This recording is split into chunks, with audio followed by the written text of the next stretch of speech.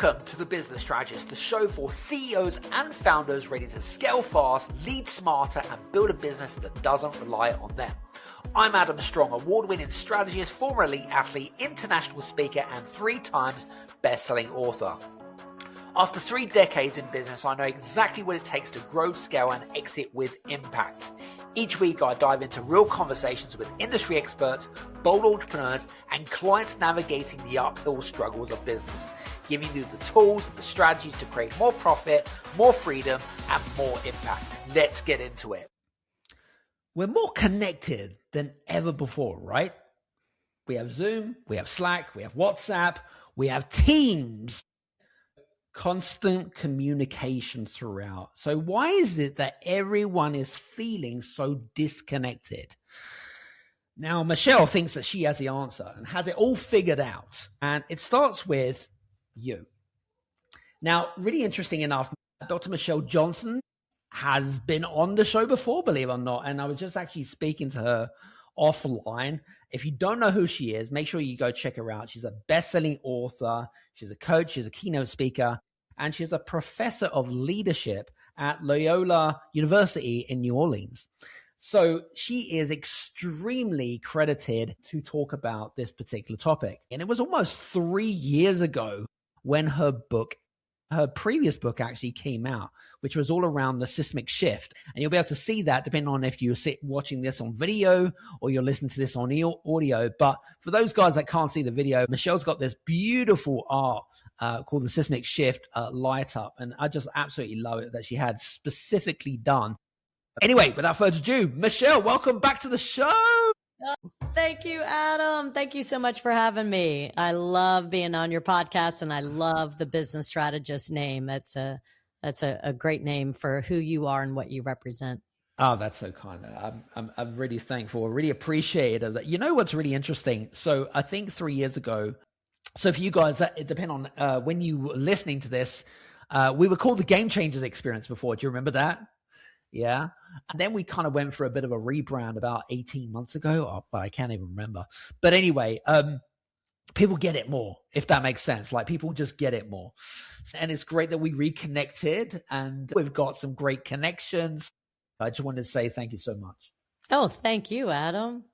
But anyway, let's jump in because I mean, there's been some more developments at your end. I mean, you've written a new book, which is kind of it's an extension, I'm assuming. It is. It is. Okay, fine. So for you guys that haven't checked out Michelle's first book, which is all around the seismic shift or leadership, this is an extension to what she previously wrote in 2022. But the real big difference is that this time she's written it in co-author with the amazing Dr. Marshall Goldsmith, who I constantly mention on here, by the way. He's not paying me a check or any commission for full disclosure. So I just wanted to tell you that. But let's get straight into today, Michelle, because I'm curious, right? So the paradox in the book, which was we're more connected than ever before, right? But I mean, disconnection is going through the roof. Doesn't matter how the size of business that's out there. Tell us a little bit more what you discovered, what's happening. But to me, it makes no complete sense when we've got all of this, which we say tools in the arsenal. To me, it makes zero sense. Enlighten us a little bit. Yeah. So what's happening is I believe that when I started seeing this seismic shift that we needed to lean in with connection back in 2018, it was as a result of technology. So I was seeing everybody, the phones, I was seeing as a professor that the campus wasn't buzzing as much, wasn't as lively. The kids come into the classroom, the students, their heads are in the phones. And I realized, okay. And then I was coaching leaders in the workforce. And the old command and control, authoritarian jerk boss was no longer working. And so I identified, as you said, my first book was diagnostic. I said, okay, y'all, there's a seismic shift happening and out with the jerk boss and authoritarian style. And we need to do a better job of connecting. And so I planted that seed. And then all of a sudden, the book was set to be published in March of 2020. And so now I'm about to publish a book about connection when the entire planet Earth is in lockdown mode. So I told my publishers, wait, let me hold on. Let me figure this out. And they gave me an extra 2 years. We thought it was going to be an extra 6 months to go back during lockdown and during the pandemic to interview all of the leaders and say, okay, now what? Now we're in a world of disconnection. How do we connect? And I believe, Adam, that the first book was a bestseller because of timing. So I held on to it until March of 2022, when we were all coming out of the pandemic saying, holy smokes, now we're hybrid or we're remote and we're relying on so much technology. And we all felt the loneliness epidemic during the pandemic of how much we missed being around humans. We needed humans, human interaction. So I believe that's why the first book was a bestseller. So the second book then goes on. Marshall and I, he wrote the foreword to the first book. He's my official mentor. So he and I in 2023 were at the Thinkers 50 Awards in London. Yep. And we're listening to the next Seismic Shift, which was all about AI. What are we going to do with AI? How are we going to show up as leaders? How are we going to utilize technology? And what is it going to do to our psyche and our teams? And I looked at Marshall. I said, this is the next Seismic Shift that we have to write about. So this next book is very micro, and it gives you 7 actionable steps that you as a leader need to do to create more connection. Because as you said, what in the world is happening, Adam? We are in an era of disconnection still, and it's getting worse as a result of technology. Yeah. So loneliness is 1 in 5 of people around the world. Dr. Wow. Vivek Murthy is continuing to study this. 1 in 5 are identifying as lonely, isolated, and depressed, which is having huge negative consequences on our physical health. So increased premature death up 60%, increased heart attacks 33%, increased strokes 32%. So it's physically causing us really bad ailments. So that's why I said we had to write a book about it. We can't keep doing what we've always been doing. I believe we're going down a very dark path. I love those observations, by the way. And I guess just off of what you've talked about, which is kind of when you sat down with Marshall, when you saw this new shift, AI, for example, what is it that kind of is driving you? Is it kind of curiosity, or is it kind of looking at the bigger picture? Again, I'd love to know more around your psychological curiosity. I know that you're a professor on this particular subject, but what are you hoping that the work that you do and carries out for future generations, where's that going to lead to? Adam, that is such a good question, because I am driven every single day. I'm on this mission to help leaders better connect to get better results. And what I love about all of the research is if you do, as a leader, lean in and help build more connection with your teams, and you show up as a human and you see your people as humans and not just the bottom line numbers and not just cogs in a wheel, you lead your meetings differently. You lead your conversations differently. You're more aware of your energy. If we as humans, we as leaders can lean in more with connection, then we will all, our mental health, our physical health, our emotional health, everything improves, including the bottom line. So it drives financial performance, and it drives emotional well-being. It drives employee engagement. It drives retention. That's what this is surprising to me, is how many leaders are, maybe they don't know the research out there, but I'm surrounded by it. And I'm thinking, why in the world is anybody, knowing what they know now, leading the old way, where they just don't show up as human? They don't look as their people as human. They talk down to people to create a culture of fear. They lead meetings in the old way, where they just talk at people. They're agenda driven and not human driven. So I'm on a mission. And I believe that better connection equals better results. I guess in the world of leadership, it's a belief system, isn't it? And I guess it depends on which generation you are. Like, you might have, the younger generation, which has they will have a completely different belief system from, say, your white collar worker that's been in business or in corporate America for like the best part of 25, 30 years. And I think, what we're seeing, and I don't know about you, but those shifting generations, is probably what's going to drive the trend to what you're talking about. And again, this is just my observations and my opinion, but are you seeing the same thing? Oh, absolutely. I was just teaching my MBA class last night, and I asked them to raise their hands if any of them are Gen Zers. And I said, you all are getting a lot of pushback. Like, people are speaking negatively. I said, I'm out there supporting you all. I said, what I find so fascinating about Gen Zers is they were raised by Gen Xers, and they are saying, we don't want to be like you. And so Brene Brown said it beautifully to one of her audiences. She looked out and she said, stop dissing on Gen Zs. You raise them. And I talked to my daughter about this. She's 21. She's a Gen Zer. She's about to enter the workplace. And she said, yeah, Mom, all you do is work. All you do is work. I don't want to work like that hard. And that it's not that she doesn't want to work that hard. She wants to work differently. This generation, the thing that my daughter used, the lens in which she saw the world when she was choosing internships, was flexibility. She wanted flexibility. She didn't want to have to go into an office every single day. She wanted autonomy. She wanted growth. And yet she doesn't want to work entirely remote, because she's like, no, I want to be around people. I love being around people, and I love flexibility. So they want to be led differently. They want to be led by leaders who are saying, I care about you. I want to help you. I want to see you grow. I want to support you. I want you to celebrate your independence, your intelligence, your autonomy. I don't want to control you. They don't want to be controlled and micromanaged. And so when I work with my leaders as an executive coach, when I detect that they're really starting to control and micromanage, I try to stop them and say, look, you're going to get the opposite of what you want. If you want your employees to work hard and to be motivated and to reach their goals and their numbers, stop micromanaging and controlling the clock and checking when they got there and checking when they left. Trust that they're going to do their jobs when they can.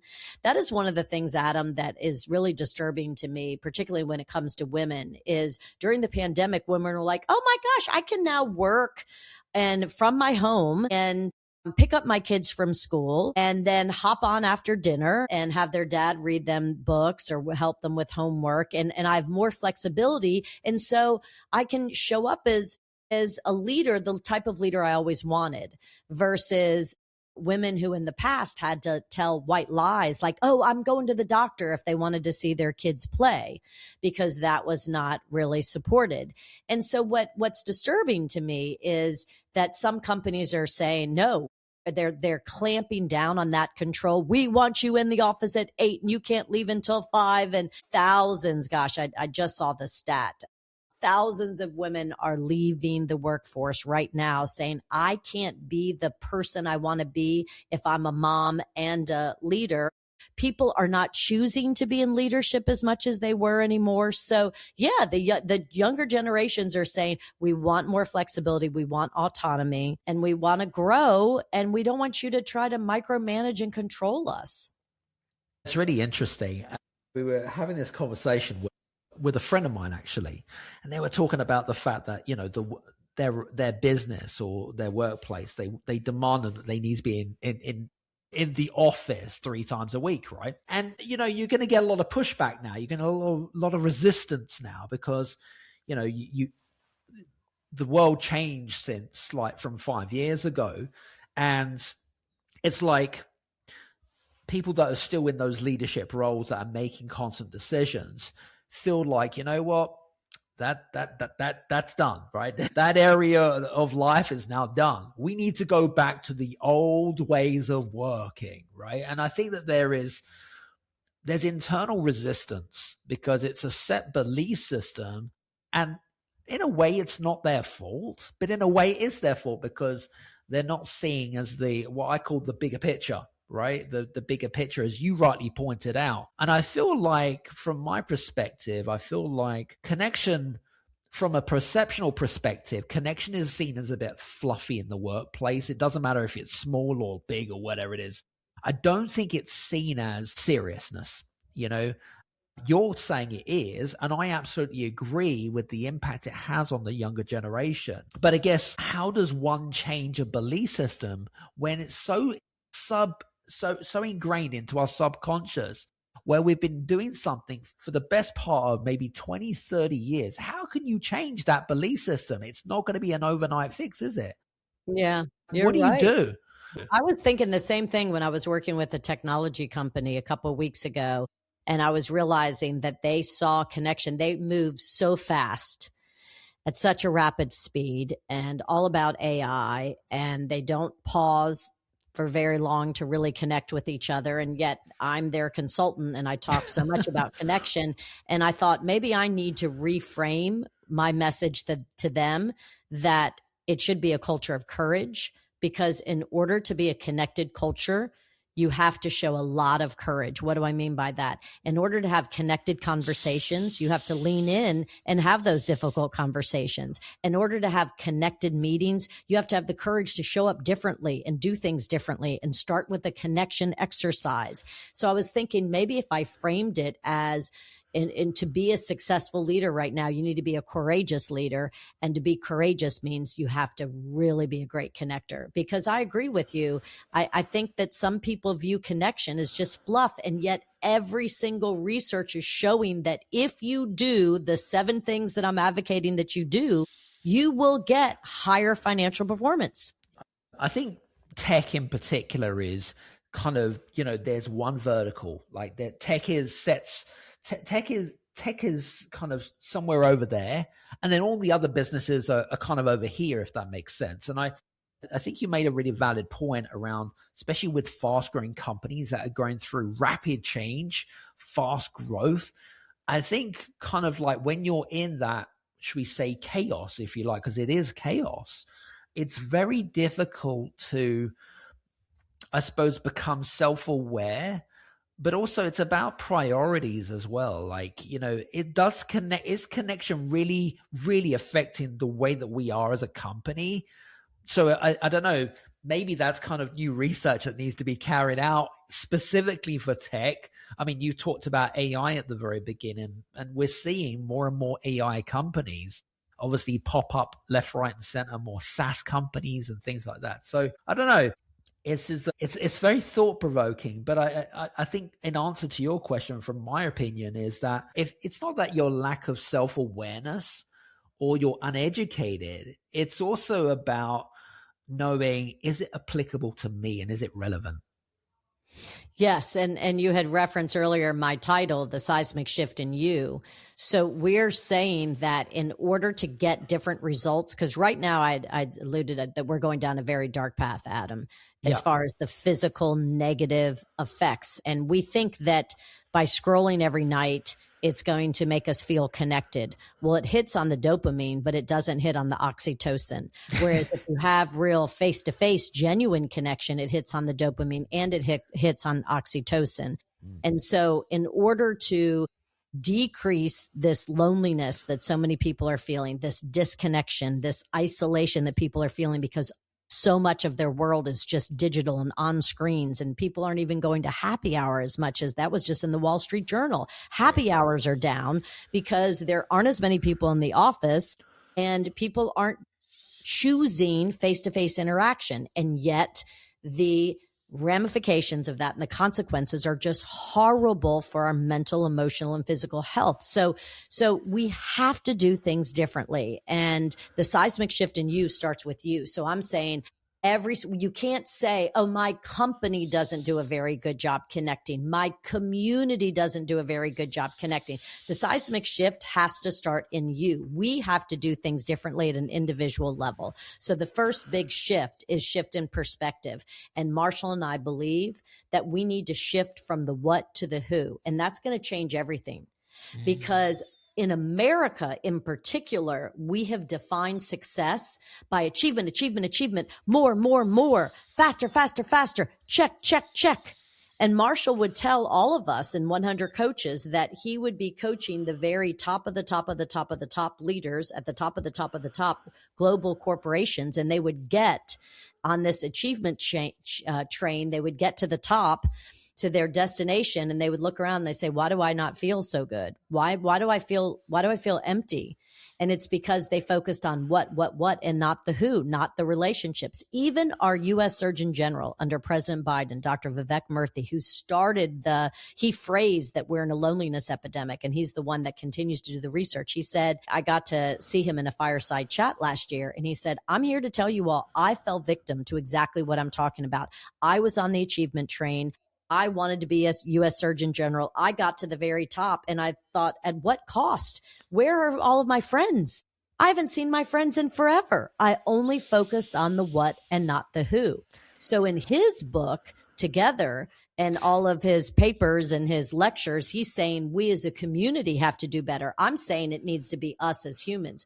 The seismic shift is in you. You have to make a commitment to show up and switch from what to who do I get to interact with today? Who do I get to work with today? Who do I get to accomplish these goals with? How can I build them into my calendar? Who are the most important people in my life? Are they on my calendar? How can I see them in person? Because choosing to Zoom with every single person is going to make us a very empty culture. I just had an epiphany. So I know that a lot of our listeners are small businesses. They're not the big corporations. But then it kind of got me thinking, actually, it makes no difference if you're a small business or a large corporation, right? And no difference. You made a really valid point, which is around, and I want to pick up something which is really interesting. You talk about the seismic shift in you as in the individual. But my inclination would be, it's my team that's got the problem. It's other people that have the problem. That's my inclination, right? But obviously, you're saying that's that. But based on data, based on what you've discovered, and before we get into the kind of the 7 shifts, tell us a little bit more why it's not that, and it has to start with us. It has to start with us, because who else is going to be managing your team? You're a participant in the team. Hopefully you're a leader. We're all leaders, no matter by title or not. Yeah. And so, if you're a part of a team where you're thinking it's not as collaborative or cohesive as you would like, and you're not getting the results, and there's not really a whole lot of trust, then do something about it and say, you know what? I want to get to know you all more. So rather than diving into the agenda, when we're on the Zoom call, why don't we go around and just do a check-in once a week and just say, on a scale of 1 to 10, I would love to know, how are you doing personally? How are you doing professionally? I had one of my MBA students last night. We did every Monday I meet with them, and I try to emulate and model the way. And we begin with a connection exercise. And so last week, the connection exercise was just what I shared with you. I had them 19 students go around on a scale of 1 to 10. Tell me how you're doing personally, and tell me how you're doing professionally. And it just builds this trust and this camaraderie, and you've got this check-in, and it just creates a more cohesive culture, at least in my class. And one of the females in the class said her boyfriend has been struggling as a leader to get his team to be cohesive. And he used that exercise, and he said, what a difference that makes if we just stop and pause and say, I care about you as a person. I want to know how you're doing. And then all of a sudden, then we can go faster. But what I have found is you've got to go slow in the beginning to build that trust and that safety and that connection with your team. And then you can be a high-speed train.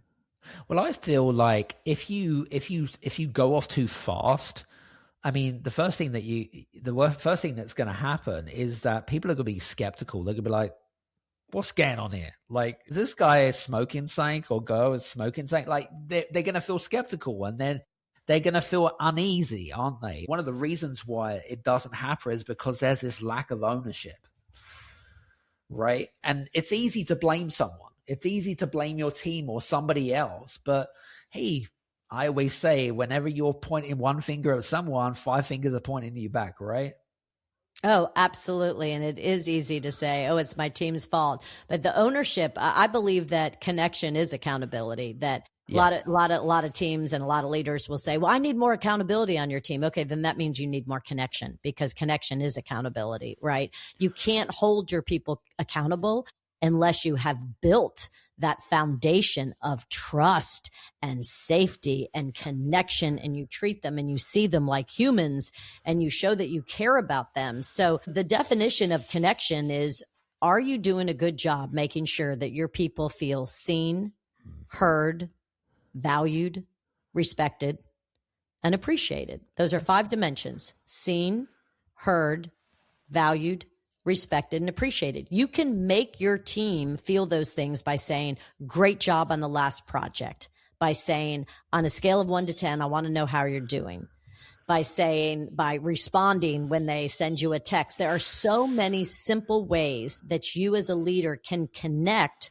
with your team so that they feel seen, heard, valued, respected, and appreciated. And then they will go fast. They will climb the mountain for you. They will run through fire for you if they feel connected and that you care about them. You know, first thing that springs to my mind is that what we're talking about sounds so simple. Doesn't it? And yet it's so seldom done. That's what's crazy, Adam. Leaders it makes no sense. Do this. It makes no sense.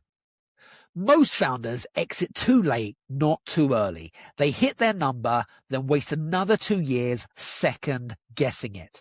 Here's what keeps you stuck. You know what your business is worth, but you don't know what you're worth once you're out. Will the life you're picturing cost you 3, 5, or 8 million pounds? You probably have no idea. Now, our sponsors, Zentum, are financial planners who have built a tool for exactly this. It's called the Cash Out with Confidence Assessment Tool, and it shows you the real numbers, what your exit actually funds, and whether there's a gap to actually close.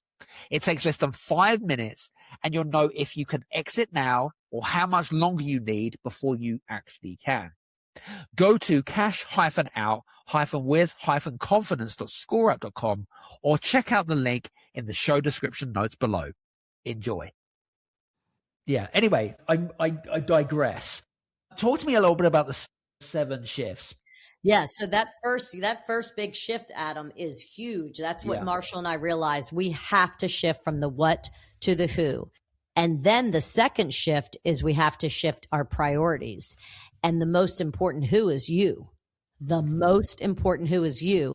And the quote that belongs in this chapter is, show me your calendar and I will show you your priorities. And it might make you really uncomfortable. Because we've been focusing on the what and not the who, we tend to only have tasks and outcomes on our calendar. We don't have people, and we don't have ourselves. So I'm seeing more and more burnout with all of the leaders that I coach, because they say they don't feel like they own their calendars own them. They don't have time to exercise. They don't have time for bio break, for lunch, and that they rarely get to see their family in the evenings. And this is very concerning to me, right? So show me your calendar and I'll show you your priorities. We need to shift our priorities so that we embed time for exercise, for a lunch break, time to think, time to strategize. We need to take back our calendars, because they're owning us and it's at a great detriment. We're not showing up at our own calendars. So what does that mean? If the most important who is you and you're not anywhere on your calendar, that means that you're not showing up as a great boss, as a great teammate, as a great father, as a great mother, as a great child, a daughter, a friend. And so this seismic shift is huge, Adam. It's a whole new way of reorienting yourself with the world and the workforce. Have you ever thought about, or maybe you already have, is looking at how these seismic shifts and how they impact in different countries around the world? Like, there's different cultures and the way that we value our time. I don't really believe in work-life balance, but that's just me. But, if we look at Western culture, for example, it's very different from, say, people that live in South Africa or people that live in Scandinavia. Have you found regular patterns and correlations to people's working practices? Or do you find that actually, their priorities are slightly different? Yeah, for sure. And I've learned that just being involved with the 100 coaches, because twice a month we have calls with people around the world talking about these issues. And the American way seems to be work at all costs to a great cost to you. Yep. Work, work, work, work, work, work, work. Yep. And some of my colleagues in France in particular, and some of the Nordic countries say that they actually do a much better job of disconnecting than Americans do. And one of the things that the irony that I've learned about connection is in order for you to be a really good connector, you have to disconnect. You have to disconnect. You have to take vacations. On the weekends, you have to disconnect. And Americans don't seem to be as good at that.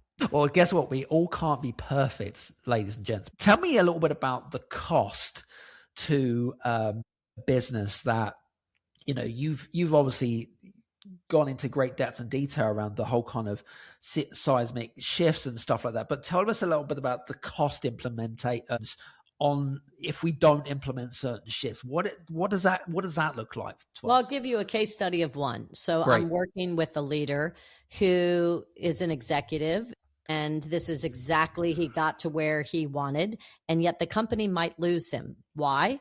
Because he feels that, well, actually not feels, because he just recently went to a doctor and the doctor said, you are going to die young unless you do something differently. And your cholesterol is up, you've gained weight, your stress is up, all of the health indicators are negative. What are you doing? And so my client said, yeah, and I looked at my calendar and I realized I start working at 6 a.m. I end work like at 8 p.m. He said, I never get out of my chair. He said, so I've gained weight. I'm eating lousy. My nutrition's bad. My family doesn't see me and I'm burned out. So I think I'm going to quit. Well, that's the ramification, right? If you are in a company that doesn't say, we need to do a better job with balancing, I want you to make sure that you take care of yourself, then they're going to lose their top leaders to burnout. And as a result of just the physical consequences of sitting is the new smoking. And so one of the things that I'm telling people to connect better is go on connection walks. So tell your team, rather than sitting in front of a Zoom on a Friday afternoon, put your earbuds in and we're all going to take a walk, either get on a treadmill or go around the neighborhood. We can still accomplish what we have to accomplish, and we need to move our bodies. We have got to prioritize ourselves, our physical health, our emotional health, and our mental health. And believe it or not, a lot of that has to do with connection. So if we can connect with ourselves better and connect with each other better, and the seismic shift and putting the most important who is you, then we're going to be better leaders. So the other shifts are, after you shift your priorities, the most important who is you, then you shift your calendar so that you prioritize the most important people in your life, both personally and professionally. Make sure they're on your calendar. Make sure that you have a ritual and a rhythm that reflects the most important people in your life. Then you need to shift the way you conduct meetings. Stop talking at people. Stop making it all agenda, all transaction. That does not work. There's no creativity in that. There's no connection. The output is not as good. And then you've got to shift your conversation so that they accelerate connection, so that they're not about shame and blame and eroding trust, right? That's a culture of fear. We want a culture of connection. And then shift your language so that you use words that are actually encouraging and not demoralizing. And then shift your energy, because Adam, I could feel your positive, enthusiastic energy as soon as you hopped on this call. Energy is palpable even thousands of miles away on a Zoom call. Energy is palpable, and we're not giving enough or importance, or saying we need to show up bringing our best selves. And if we're miserable, burned out, and physically exhausted and unwell, we're going to be bringing some negative energy, and that none of that works. And ladies and gents, for full disclosure, there's enough negativity out there. Just watch the news, watch the media. That zaps your energy, right? Now, I know that we've only got a small amount of time before we wrap up today, but couple of things. First thing, tell us a little bit more about, give us maybe a couple of practical exercises that we can use in our small businesses that will help to instill some of the shifts that you have rightly pointed out in your book. Yeah, I want all of you all to create a connection cadence. So what does that mean? So I want you to write down the top 5, maybe 10 most important people in your life, both personally and professionally. Okay. Now, step number 2 is create rituals to make sure that you're going to connect with them. So a ritual would be, how should you best connect with your direct reports? Should it be a face-to-face once a week meeting? Should it be a once a month Zoom call? Should you have quarterly offsites? What is the best ritual that can bring out the best in your people? Think about that ritual and be very intentional with that. Don't just go to the default and say, oh, we'll just hop on a Zoom and just go over the agenda every Friday afternoon.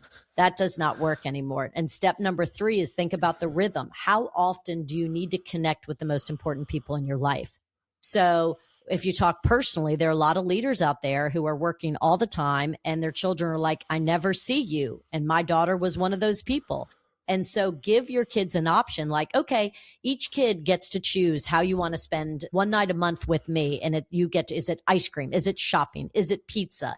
And show them and give them your time for that one night, or, do it every week, whatever you need to do. So it's figuring out the most important people in your life, figuring out the ritual that will best connect with these people. Is it a once a month or once a year family beach trip? Is it, rather than meeting on Friday afternoons in a windowless conference room, do you go on a connection walk? Right? So think about the rituals that are different that will allow you all to connect more, and then how often. So I had a client that told me this is a great idea. She said, we do weekly meetings, team meetings, and we do check-ins on a scale of 1 to 10. We always begin with check-ins. So we've realized we really only need one-on-one meetings once a month. And that allowed their calendars to free up so that they have a lot more time to actually do the work, and they're not just in back-to-back-to-back meetings. So they do weekly team meetings where they do check-ins, they support one another, and then once a month they do the one-on-ones. So it's really getting control of your most important relationships and making sure they're on your calendar in a way that will bring out the best of connection.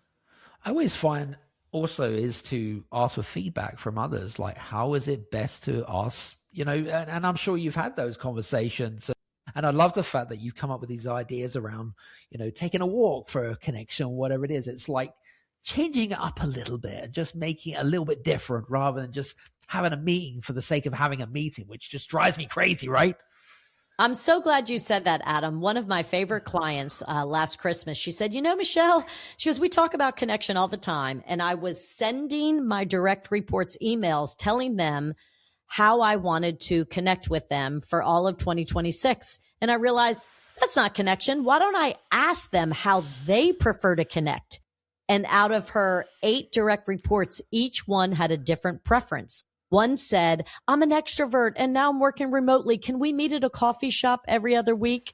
Another one said, girl, I just need a telephone call with you once a month. I'm good. Each one had a different request. So it goes back. I love your advice. Like, just ask, have the conversation, and say, I want to do a better job in 2026. I'm calling 2026 the year of connection.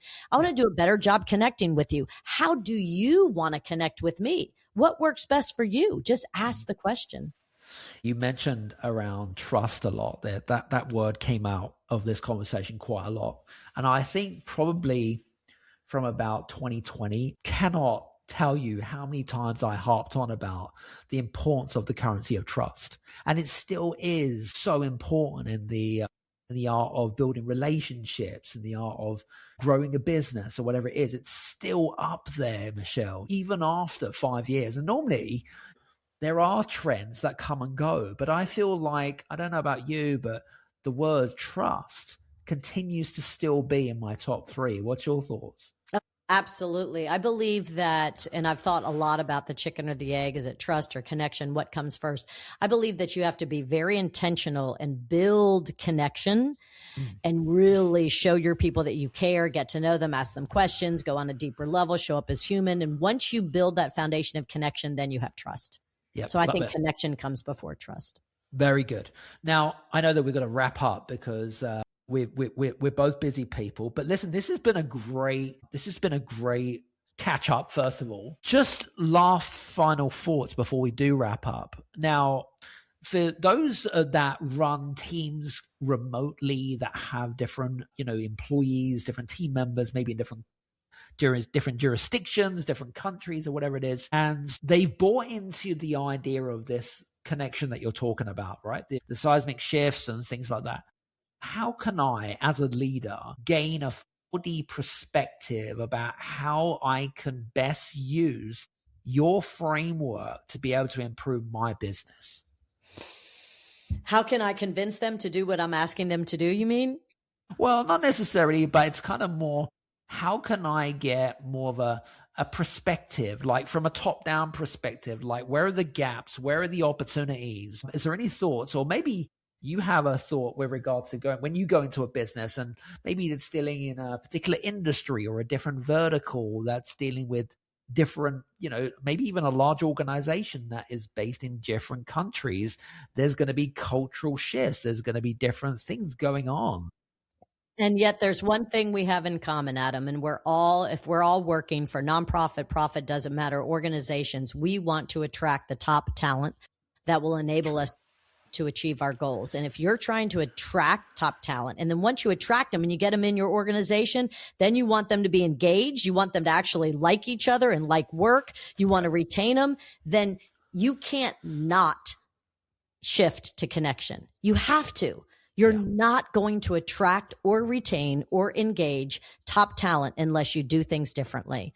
And so I want you to begin your meetings with a connection exercise or a connection question.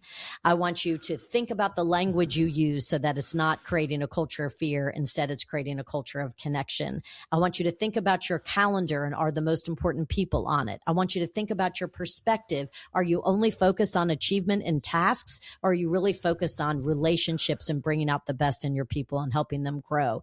This is a seismic shift, and it starts with you. So for you guys that are listening in, hope you've enjoyed mine and Michelle's conversation. First and foremost, make sure that you go over to Amazon or Barnes & Noble. Make sure you go check out Marshall's and Michelle's latest book. There it is, Seismic Shift in You. Make sure you go check that out. And this was like kind of the continuation from Michelle's first book. So if you haven't read the first one, make sure you buy both of them at the same time, as you may as well, right? Michelle, I just want to say thank you so much for being on today. It's been a great catch up, right? Loved it. Adam, you're such a delightful host. Thank you so much. Great questions, great energy. I really appreciate you. Very good. And for you guys that are listening in, by the way, if you've enjoyed today's conversation, please do me a favor. If this is the first time, or if you're back and you're regular and you haven't yet to do so, please go over to Apple or Spotify, leave a review, 1 or a 5-star review, whichever. We'd love to hear from our fans and our followers and people from around the world. So from me and Michelle, thanks so much, and we'll see you soon. Take care. Thank you. It's tax season, and at LifeLock, we know you're tired of numbers. But here's a big one you need to hear. Billions. That's the amount of money in refunds the IRS has flagged for possible identity fraud. Now here's another big number. 100 million. That's how many data points LifeLock monitors every second. If your identity is stolen, we'll fix it guaranteed. One last big number. Save up to 40% your first year. Visit LifeLock.com/podcast for the threats you can't control. Terms apply.